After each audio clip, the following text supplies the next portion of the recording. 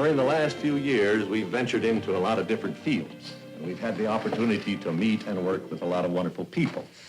I only hope that we never lose sight of one thing, that it was all started by a mouse. Congratulations, Mr. Mickey Mouse. Congratulations to you.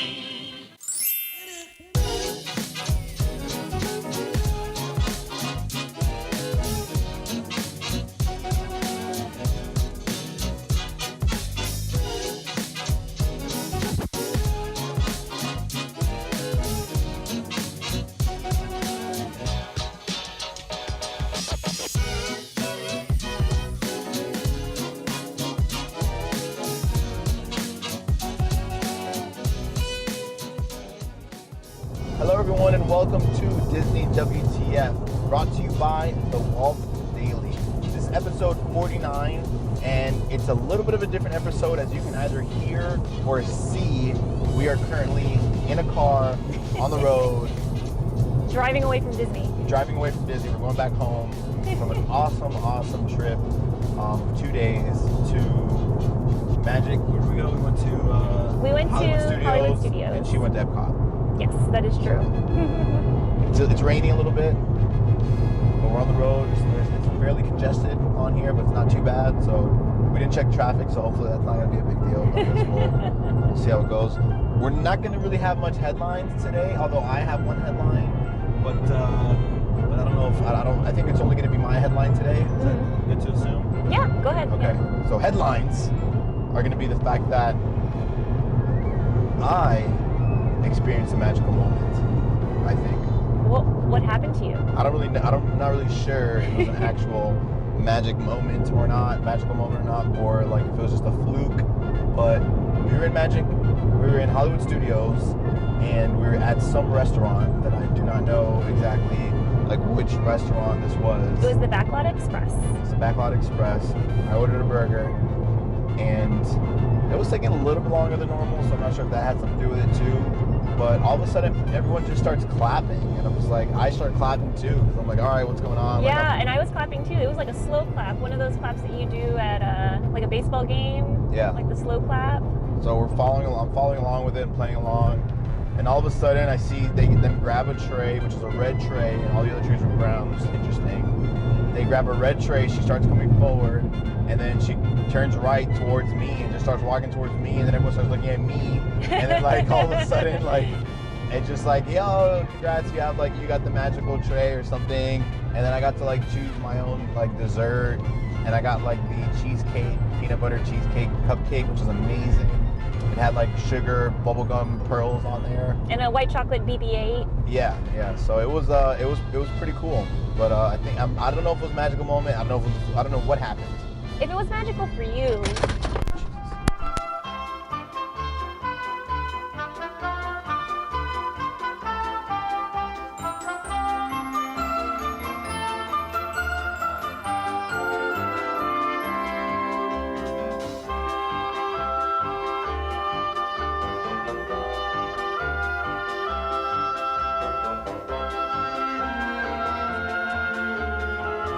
Know if it was like a magical moment or not, but whatever. I think it's a magical moment. I totally think it's a magical moment. Like, I feel like that kind of thing would only happen at Disney. It's kind of like preemptively saying, because I think maybe it was because you had to wait a little bit longer for your meal, that they were like, oh, we're gonna make this right, even though we don't know if he thinks it's wrong, and we're gonna make this dude's day. And it really was. Like, I rushed out to get my camera as quickly, like my phone as quickly as possible to record. And I'm like, I can't believe this is happening. This never happens to us. Yeah, luckily we did get that on camera, so that was pretty cool. Yeah, so, oh my gosh. I haven't even seen the video yet, but we'll see it soon. Oh, I gotta show you the video. Yeah, and I'll show it at the very end of this video on YouTube, so you guys can see it too. It's hilarious. His face was kind of like, oh. So what are we gonna talk about today? What's today's episode gonna be on? So today's episode is kind of going to be spawning off of your headline. We're going to be talking about our short trip to Disney. Yeah. So it was just a weekend trip. We drove up on Friday early in the morning, and we spent, it was kind of a unique trip because the first half of it, Richie actually couldn't be with me, and I was alone. So I went kind of on a mini solo trip to Epcot to go to Flower and Garden Festival. And I haven't told you that about how our Flower and Garden Festival was. So I'm a listener now to the trip report as well. It was awesome. I will say, when I got there, the parking lot wasn't too bad, because I think I got there like after 11, almost 12 in the afternoon. So by then, if it's going to be a busy day, the park is going to be pretty crowded. And on the day that I went, it was a Friday. So I go, and once I get past the security gate, the initial topiary display of the Fab Five, Mickey, Minnie, Pluto, Goofy, Donald, and with the backdrop of Spaceship Earth, it's nothing less than spectacular. Yeah. Because it's them, and their faces are so expressive. The topiaries are so lush. The flower beds that they're laying in are so amazing that, I mean, it makes. If I left at that point, like, it would have made my day and it would have been fine. But that's not where I stopped. So I also went to go see the Buzz Lightyear topiary, which was pretty awesome. So that one's outside of Mission Space, and if you get it at just the right angle, it really looks like Buzz is kind of like flying through space. And I posted a picture of that on our Instagram, and it was definitely one of my highlights of all the topiaries, because I feel like it's one of the newer ones. So that's something about Flower and Garden. Year after year, they do reuse the topiary concepts. So for instance, in China, there's a panda bear display. In France, it's Beauty and the Beast with by the fountain area. Sorry. Somebody almost hit us. God. We're in traffic. How does that even happen? We're in traffic on the turnpike. We're in traffic right now on the highway. But this is a unique episode. Everything is it's very live. Yeah. Something I did do after I left the Buzz Lightyear topiary, I walked over to Test Track, because I just wanted to see what the single rider line looked like, and it said 25 minutes, and I'm like, you know what? I'm in the mood for Test Track. I'll do that. And so I go into the single rider line. I waited 5 minutes to get on, and I feel like a lot of what happened this weekend was over advertised wait times, and we kind of discussed why that might happen, right? It's like Disney says, oh, it's going to be a 60-minute wait, but you only wait 40 minutes, because that way you can come out like, oh, but we only waited 40 minutes, and it said it was going to be 60 minutes. Is that a strategy? They always do that? They always overestimate? You know what? I feel like for many years, I've always felt that they do in their... I always felt that they're accurate for the most part, except for obviously yesterday, but I feel like they're usually accurate. I don't know. I feel like they overestimate, so people don't get disappointed if they actually do have to, wait the full time. Yeah. Because because it's so unpredictable. I guess they could possibly know, but at the same time, if people get out of line, if one person is holding the line for 5 people that jump in, with them, a family member, because that happens, then, it might take a little bit longer than what's on the wait time board. So I just felt like I saw that a lot. Yeah. But anyways, so something that I was really upset about for my journey at Epcot was I didn't get the mini magnet, or the Mickey magnet. What happened? I couldn't find where they had it, and by the time I was about to ask, it was time to go pick you up from where you were. Oh, that sucks. It was your fault. Don't even give me that. You could have easily gotten it when I you should were have done it right first. when you got there. I know, but you know what the problem was, and this is my mistake. For Festival of the Arts, the pass holder gift, which was a lovely print watercolor of Belle, was at the American Adventure. So I was kind of leisurely making my way through Canada, past the UK. I stopped and had a beer in France, and then sat by, took some pictures. I was just having a leisurely time. Yeah. And by the time I get to the American Adventure, I don't see where the pass holder present is given out. And then you text me okay, it's time. And I'm like, no. Yeah. Well, I'm sorry about that. That's okay. Next time, yeah, you gotta have your priorities aligned. That's what it was. Maybe I just didn't have my priorities straightened up. Yeah. Because it was kind of it was somewhat impromptu that I went to Epcot, because in the back of my mind I was like, oh, I'm probably going to go to a park while we're not together, just so I can just see something and do something Disney. And I chose Epcot because Flower and Garden is one of my favorite festivals. I'm really glad I got to see things. So yeah, but that's okay. That's okay. Well, let's go on to our second day. So The main day. The main day, yeah. So we weren't alone. We went with a group of 6. It was a total of 6 adults that we went with. And first things first, we had an intense experience at bag check, didn't we? Yeah, which I'm okay with. Like, Yeah. at first, so there was a gentleman there that was like very, I wouldn't say slow, but like he was very thorough in like how he was checking the bags. And at first I was a little like, oh my God, like I just want to get in the park, and get in there. This guy's taking forever. He's looking at every single like corner for like whatever it could be. Mm-hmm. But then I really started to think, well, actually, I think everyone should be like this, because if not, like if you're not thorough, even though you have bag check, like people can still try to sneak certain things in. Yeah. So I'm actually, at first was a little like, oh my God, it's taking forever.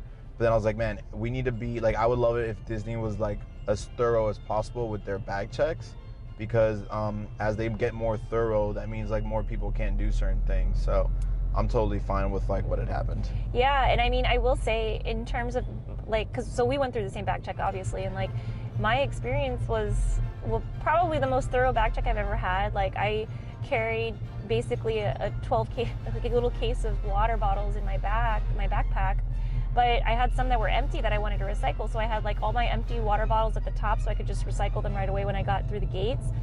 He made me take every single one of them out and put them on the table because he wanted to see to the bottom of the bag. That's literally what he said. I need to see to the bottom of the bag. Yeah. And so I had to take out all my water bottles, my empty ones and whatnot. So yeah, I mean, I definitely see where you're coming from, where it's like having that a little bit of more time spent during that security check might be the ticket in preventing something, from happening. Yeah. Definitely. So not bad at all. So then we got through bag check. I had to renew my annual passes again. Woo! But Pass holder 2018. So- woo, woo, woo. So we get into the park, and Laurie's like, well, what are we gonna do? And I looked at her very sternly and was like, what do you mean we're gonna do? Of course we're gonna go to see the Walt exhibit thingy. I don't know the name of it. One man's dream. One man's dream. The Because exhibit thingy. I've been talking to her about this for a while, that like I wanted to go to it, and she still, for some reason, thought about like what else should we probably do before seeing that. Okay, I'm going to say this. I knew you wanted to go to that. It was going to be in our day, no matter what. Yes, it was going to be in our day, but I was just thinking about the flow of the day. So normally, when I tour Hollywood Studios, and mind you, I've probably been to this park the least in the past 3 years, just because of, it's undergoing some changes. And I say that like it's going through puberty. Which it actually, let's see. Okay, No, okay, move on. I'm sorry. Too far. So I was thinking that we would do Sunset Boulevard, which includes Tower of Terror, Rock and Roller Coaster, and then make our way towards One Man's Dream, because that would just be kind of the flow that like we're gonna hug the right side of the park and then go. But that's not what we did, because Richie, he literally like looked, yes, the way he described it, he looked at me like I was like doing something terrible to him in his soul. That's what it felt like. So I do apologize about that, about not realizing that you wanted to do that as the very first thing. I have my priorities straight, okay? What? Like you didn't. You missed your thing, and I just I could have thing? seen it now. We would have been like, yeah, we'll get to it, and all of a sudden, like, we're at that show at the end, and we missed it, So it's like, I wanted to knock that out first. Yeah. Well, you know what we actually did first? Before One Man's Dream, because we came across it, despite Richie's like... Stumbled into something. Yeah. Was the March of the First Order with the Stormtroopers. So cool. That was dope. I've seen videos of it, and I didn't know that it was actually a whole show that they do by where the hat used to be in the middle of the entryway of the park. And to watch them walking down Hollywood Boulevard is super fun. Yeah, it was cool. They do such a good job. And then actually the show part is projected on a screen, and it's kind of like you have Phasm, I think her name is Phasm. Anyways, sorry Star Wars fans. She leads the group in such a great like such a great what is it, teaching lesson. One of the things that stood out to me the most was when the stormtroopers, they went face to face with guests in the audience. Yeah, that was interesting. And I swear the person that because they have like cameras that are actually walking through the crowd so that it could be projected onto the screen so everybody in the back can see. The camera focused on a woman who was in the front. Like, she looked the part too. Like, she looked like she was a part of the stormtroopers. Like, her face was like stern, and like it was amazing. Yeah. So yeah, stood out to me. Yeah, I thought it was a super interesting like show. I think like even their guns were like functional too, which was like pretty interesting. Like, and they didn't have an orange tip on it, which you know, they're trying to move towards that so people recognize that they're not real guns. But they took liberty, I guess, with that, just for, you know, movie accuracy. Yeah. But all right, so after we went to March of the First Order, we went to One Man's Dream, which I'm so happy for you that you finally have seen One Man's Dream. Yeah. It was super interesting, like, to learn and to see like some old pictures of him, and I saw like, you know, him and his wife, which I don't think I've ever seen.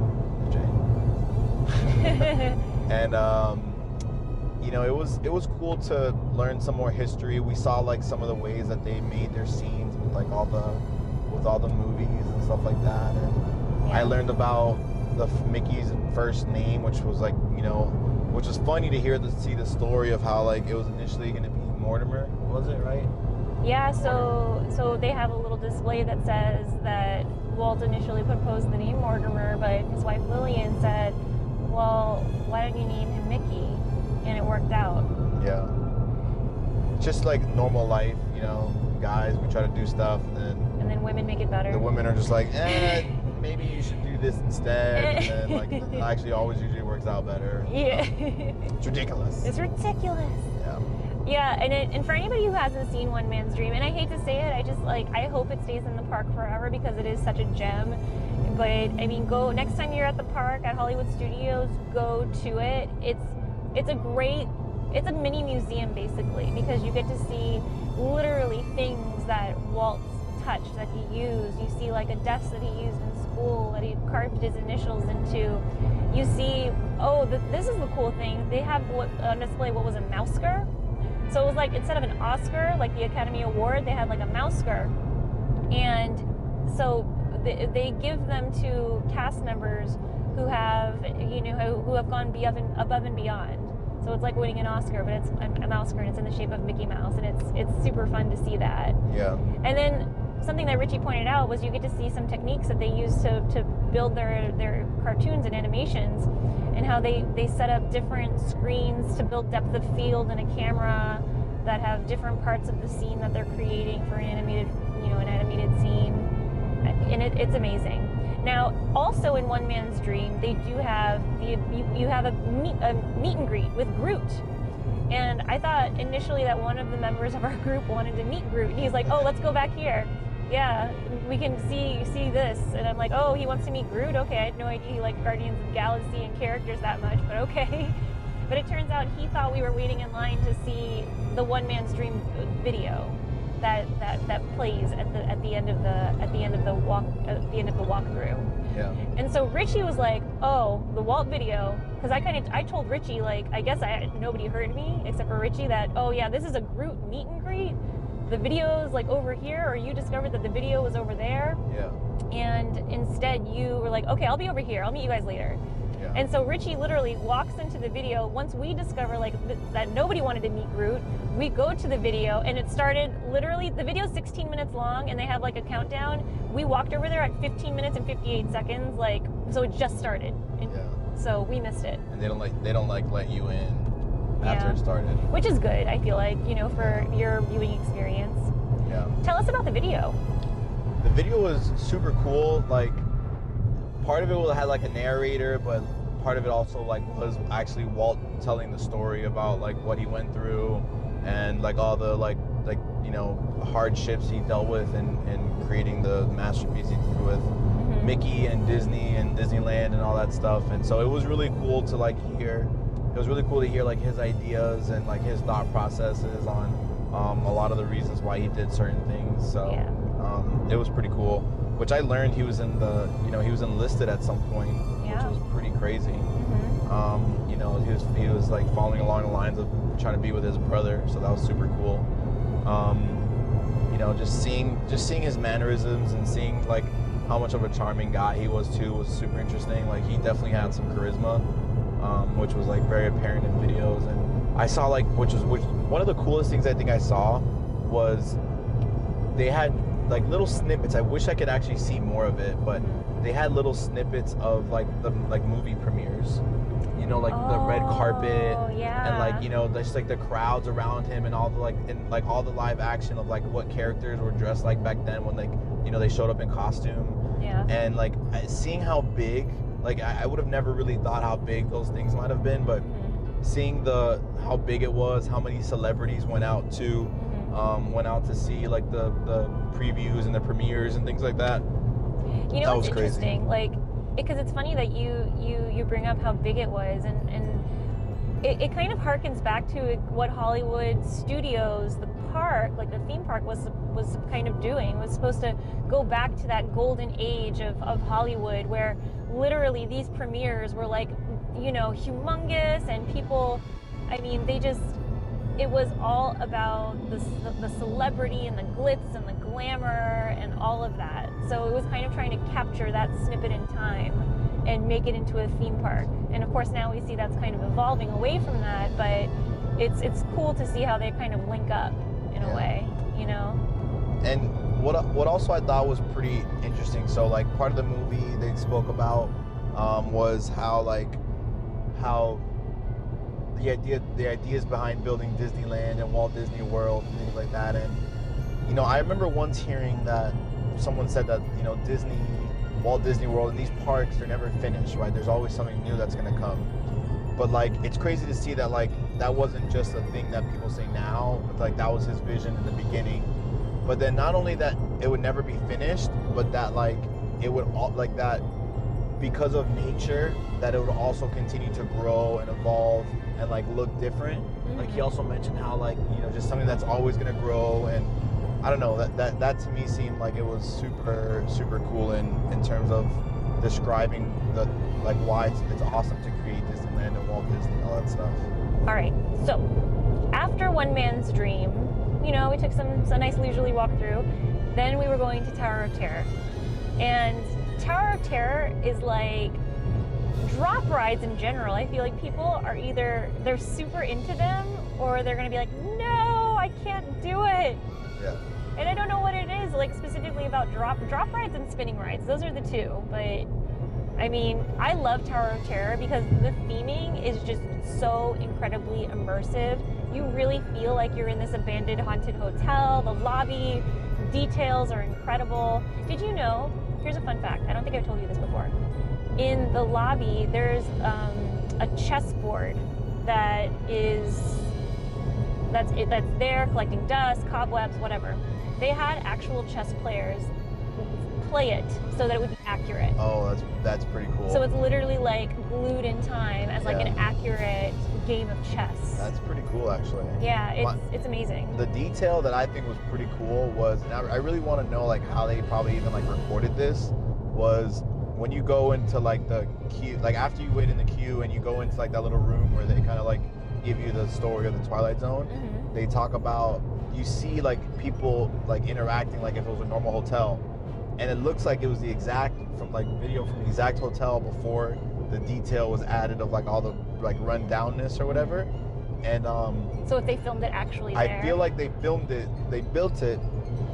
filmed it there. I don't know this. I really want to figure it out. Like I'm gonna ask Lispy, which is our Tower of Terror like expert, and I'm gonna ask like I wonder if they built it, filmed it, and then added in all the details of like the rundownness of the actual like of the hotel, like because I can't see them having two sets of that hotel. That is a great question. Like that's actually a brilliant question because it's such a like one. I've never thought of it. Like it's really really awesome. Like to know. And if we do find out, we will definitely report back. Yes. Because I feel like the world needs to know. Yeah. Okay. VIP, very important information. So after we rode Tower of Terror, which by the way never gets old, but that's besides the point.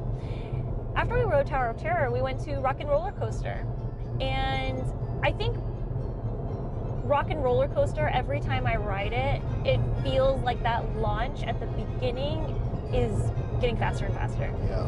What was the stat that you read on how? So I didn't read it. I asked the cast member. I went straight to the source. Nice. I Smart. asked the cast That's what you member should do. how fast, what is the 0 to 60 time of this launch? And 0 to 60 is in 2.8 seconds, which is quite fast. You know what the crazy thing is? It feels faster than that. Yeah. Not that I know what that's like because I don't drive a sports car. Yeah. I'm not into that, but it feels amazing, like going on it. And the first time we rode was in the back car, and I always feel like the back car gets the most speed. It gets the most like jerk, like because it's in the back and it's literally being pulled behind. Yeah. So I feel like it's the most thrilling experience of them all. So speaking of sports cars, she says that it feels a lot faster than that. Like the fastest sports production car to date it goes 0 to 60 in 2.5 seconds. The fastest sports car ever produced, mass produced, is going to be 0 to 60 in 2.5 seconds. So 2.8 seconds, that's the only thing that really tops that usually would be motorcycle. Like you're getting into motorcycle speed. Mm-hmm. Like a very popular BMW motorcycle does 0 to 60 in 2.5 seconds, and that's super fast still. Oh my gosh. So it's but that's kind of crazy because I know there's probably a big difference between 2.5 and 2.8 seconds, whatever. Yeah. But that to me feels like, oh my gosh, it's like we're in the fastest car ever. Yeah, exactly. Because we gotta get to see Aerosmith. That's like a Bugatti, which is one of the fastest production cars. It has 1,000 horsepower. It does 0 to 60 in 2.5 seconds. Wow, that's insane. Anyway. You know what? Another detail about Rock and Roller Coaster, because I haven't been on Rock and Roller Coaster in a really long time, because whenever I go to Hollywood Studios, I'm not smart enough to make fast passes, but that's besides the point. So I haven't been on it in a while. Yeah. The pre-show, Steven Tyler's mannerisms at the very end where he's like, wait a minute, I love that idea. His hand is doing something very different from what it was doing when it first opened. And for many, many, many, many years, it was like that. Yeah. So, if you know what, you remember, Richie? I do not remember. No? I remember you mentioning it, but I didn't catch the before or the after one. Okay, do you want me to tell you what it is? Yeah, well, you told me already. Oh, okay. Okay. They changed it from the shocker to something else or something, so I don't exactly. know. Which, it's funny because, so that means Disney did not even realize what that was. And I knew about that when I was, super young. Yeah, that's funny. Which is horrible, because nobody should know about what. Anyways, so, yeah. After Rock and Roller Coaster, we took a mini lunch break where Richie and I got some Mickey-shaped pretzels, very delicious. We had, they also had, there's a stand that has, empanadas, mojo roast pork, a fajita bowl that our travel companions got, and they said it was really, really good. And then, after that, we saw some Streetmosphere. Oh, the most underrated thing at probably, I'm not gonna say the entirety of Disney, but definitely Hollywood Studios. Those performers were amazing. I was so entertained. It was ridiculous. It was so funny. So entertained. It was so funny. It was probably, I mean, I've seen Streetmosphere in the past, obviously, but they're so hilarious. So what we saw was a comedy show. Yeah. And Improv. it was like an improv comedy off, and round by round everybody would get eliminated or whatever. But they're so in character, and you can take pictures of them with them afterwards, which is great because you definitely want to mark that moment that this guy made me laugh so hard. Yeah. And it's such a crazy thing that you just stumble upon it. It's one of those things that you walk by. Oh, tell us about the girl with the skirt. So there was right when we were doing the pictures. I don't know their names obviously, we don't know them well enough yet. But there was a woman that was dressed in kind of a maid outfit, maybe. Like a homemade home designed outfit. No. I meant what's her costume? The lady that was a performer. Oh, it was it was a maid or homemaker's costume almost. It was kind of like a woman from the 40s. Yeah, she was dressed like a woman from the 40s, I guess. And it was all blue. It was like a dress, and wearing glasses and a hat. And then after the performance, like when we were all taking pictures, there was a girl that came up that was wearing like almost like it looked like she had designed something to look like the performer. So it's like it was like a legitimate fan of that one performer. Like it was super cool, and like it looked like it was something that just happens, like it was normal, you know. So it looks like those performers have like their own fans. Yeah, and I see why. Like, I mean, next time we go, we're definitely going to be like waiting around on Sunset Boulevard for them to come by. I mean, it was crazy. Like, they're just so funny. The one joke I remember, and this is maybe not the most appropriate joke, but it's so funny, I just can't get over it. Okay, so what do you call a chameleon, or what condition does a chameleon have who can't change his colors? What? A reptile dysfunction. That was funny. Super funny. That was a good one. Yeah, so definitely a gem. If you haven't seen the Citizens of Hollywood, please go for it. Okay, really quick, I just want to interrupt, and I have a surprise for you. I got it while you were watching the wonders of the Citizens of Hollywood in the former Sweet Spells, which is now a Pixar merchandise shop. Go ahead and reach into my bag in the back, or get my purse and bring it up here. Okay. All right. So you got my purse. So look in the bag. There's something special for you that's Disney related at probably the bottom of the bag. At the bottom of the bag. So I'm currently searching through the bottom of the bag with one hand because I'm trying to hold a camera up and hold this purse at the same time. Oh my gosh, I feel so bad for you. And what do you see that's Disney related in there?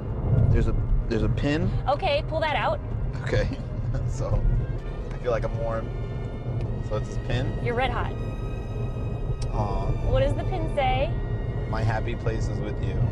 Show everybody what it looks like. That's pretty cute, actually. It has Mickey and Minnie on it, and they look so in love. This, you know why this is actually special for me is because like when I see you at your most happiest, it's like with like you always say Disney is like your most happiest. So it's pretty cool that it's actually with you and not Disney. Yeah. Well, maybe there's some truth to that. That's all. I just wanted to surprise you because you do so many nice things for me, and I feel like I never do anything nice for you. I love you. Love you. There we go. Crash. Okay, let's move on. So after that, we walked over to Indiana Jones, which, again, Indiana Jones, since I last saw it, has undergone some changes. Like, no major storyline changes or anything, but just like the way that they present things, just the phrases that they use are so much more modernized than they used to be. And it's the Indiana Jones Stunt Spectacular never gets old because seeing those kinds of like stunts. And the Karen Allen double, oh my gosh, she was like the most bendy person I've ever seen. Like when she was a ninja. Like when she was like a ninja. When one of the directors was, you know, announcing a scene and she was just in the back kind of stretching, like her leg was like way in the air, and then she put it like over her head, like making her body into the shape like of an L. It was crazy. So after Indiana Jones, we went to Star Tours. No, I take it back. After Indiana Jones, that's when we had your magical moment. Yes, that's when we went to go eat, which we went over. Yes, which we already went over, but I do want to point out that at this place, I got, at the Backlot Express, by the Star Tours, I got a chicken and waffles, and the waffles are in the shape of Darth Vader. Oh, nice. They were so delicious. They were like, they were so fluffy on the inside and crispy on the outside. Really, really recommend that if you hadn't. And like, I got the kid-sized portion because we were like eating all day. Yeah. But at least that way I got a little taste, but highly recommend it. And then we went to Star Tours, which was awesome. Like, Star Tours also is one of those rides that I feel like is thrilling enough for everybody so that everybody can have a good time. Yeah. It was cool. Not your favorite? I'm not a big fan of like 3D stuff. I'm not into all the 3D stuff. I would have rather just been like a screen, but I get like, you know, 3D and being immersed and everything is like the future, but I don't know. Yeah. It was good. It was definitely a good ride though. Yeah. Then after we went to Star Tours, we went to Muppet Vision 3D. Yeah, I know. I was thrilled about that. Again, never gets old. I don't know what it is. Like, Muppet Vision is like, it's, all the gags are so classic.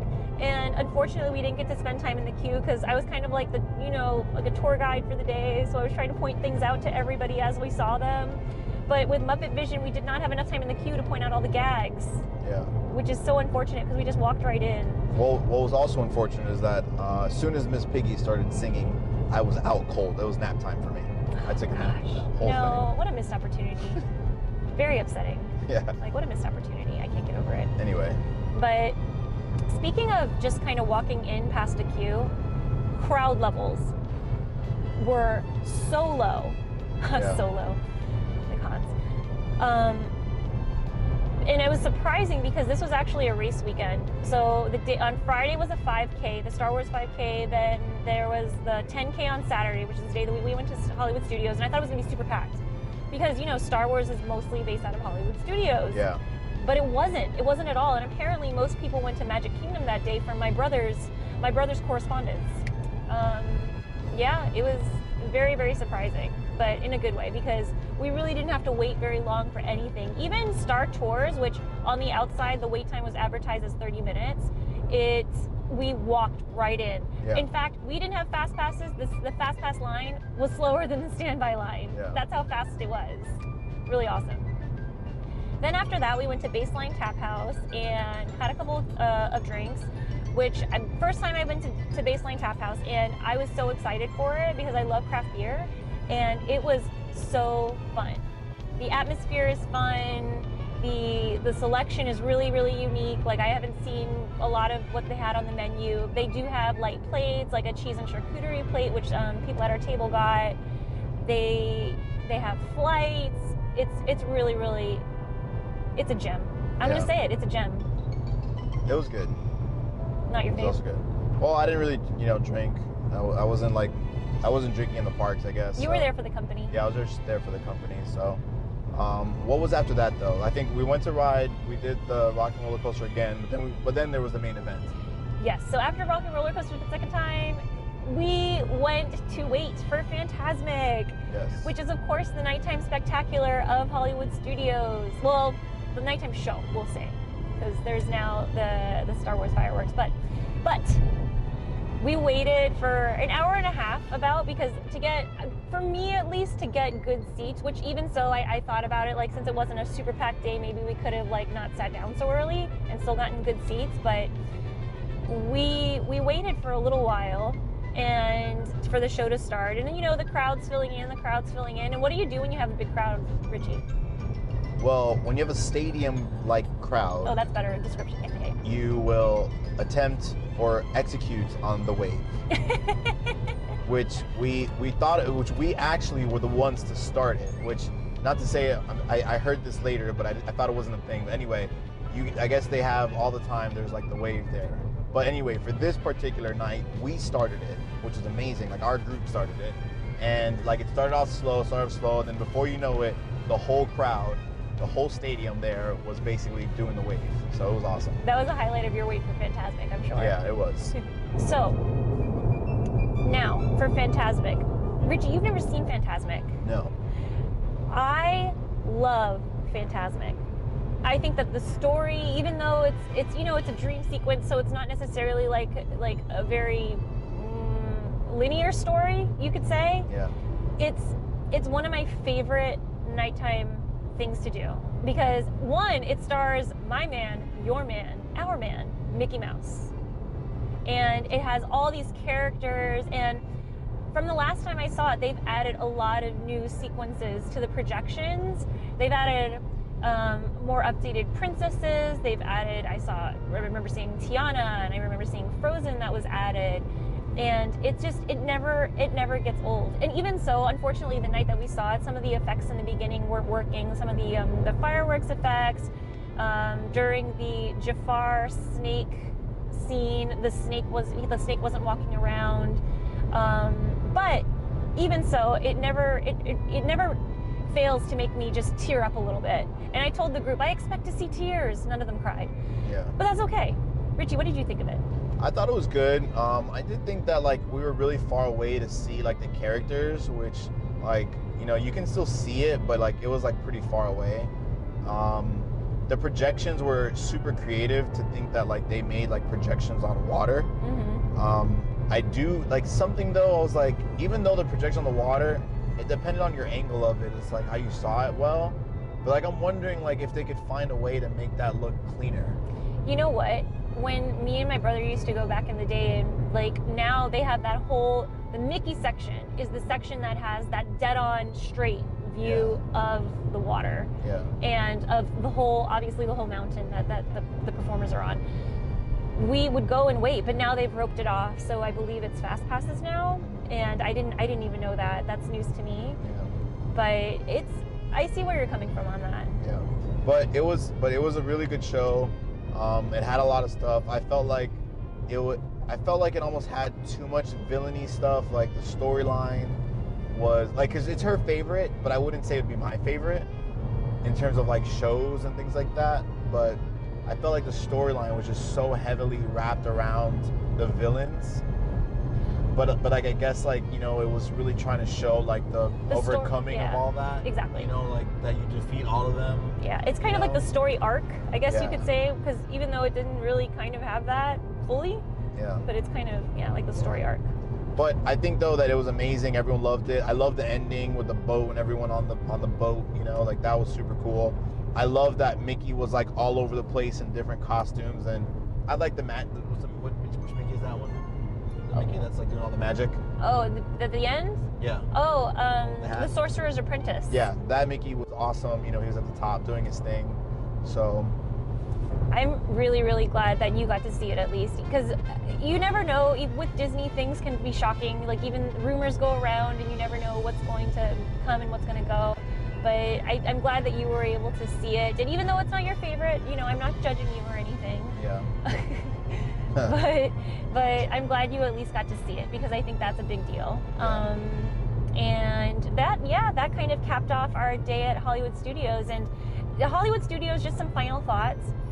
The size of it feels small. We didn't do anything Toy Story related. Obviously, we're waiting for Toy Story Land to open. We didn't even go in that direction, to be honest. Like, we kind of stopped just at One Man's Dream and then went back the other way. We didn't do all the rides. We didn't we didn't see all the shows. Like, we didn't see Beauty and the Beast, Little Mermaid. But all in all, I think it was a very fulfilling day, because to have light crowds and to be able to ride thrill rides multiple times without a problem was so refreshing. I don't think I've had that at Disney since in 10 years. It's so crazy. But I'm really glad that we got to hang out with good friends, be in a nice park, and be together. Yeah. So, you have more to say or no? That's it. No? Okay. So, thank you so much for tuning in to our road trip report. We really appreciate you listening, and any sort of subscriptions, any sort of likes, comments, please let us know what you think. Subscribe everywhere, follow us on all types of social medias, whatever your favorite one is, and add us to your Alexa flash briefing at the Walt Daily. And as always, no matter where we are, no matter where you are, we hope you had a very magical day, and we'll see you next time.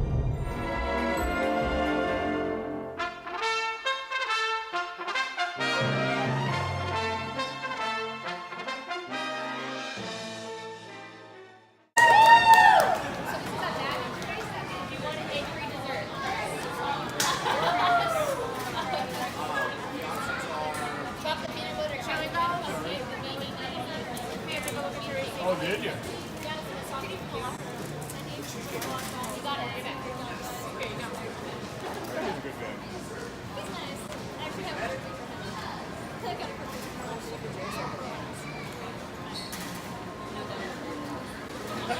Bacon cheeseburger. You guys. And all drinks and condiments.